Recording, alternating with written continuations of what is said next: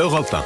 La campagne pour les élections législatives se poursuit donc. Alban, le premier tour, c'est déjà le week-end prochain. Oui, et il y a plus de 4000 candidats sur la ligne de départ et 3 blocs qui se font face.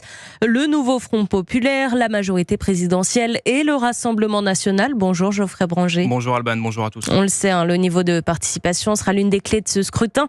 C'est lui qui détermine le nombre de triangulaires possibles au second tour, par exemple. Et cette participation, Geoffrey, elle promet d'être importante. Oui, selon les dernières estimations, la participation devrait être bien plus importante qu'en 2022, passant de 47,5% de votants à 63%.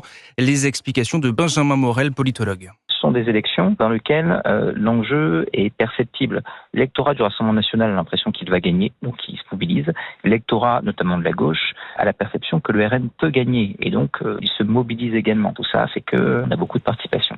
Pour Arnaud Benedetti, rédacteur en chef de la revue Politique et Parlementaire, c'est le Rassemblement national qui pourrait profiter de cette mobilisation. Traditionnellement, l'électorat du Rassemblement national est un électorat de classe populaire qui se mobilise moins bien que celui du pouvoir macroniste. Et puis la participation pourrait avoir un autre impact, une augmentation du nombre de triangulaires. Benjamin Morel. La plupart des second tours devraient opposer d'un côté la gauche, de l'autre le RN. Si on a une majorité à 18% ou en dessous, ça va être très compliqué pour elle de s'imposer dans des triangulaires. Si elle est autour de 20, on peut avoir une multiplication de ce type de scrutin. Ce qui fait également penser que la participation sera importante, c'est que plus d'1 million de procurations ont été faites. C'est autant que pour les dernières présidentielles, mais en seulement une dizaine de jours. Et c'est aussi 6 fois plus que lors des dernières législatives en 2022. Merci beaucoup Geoffrey Branger.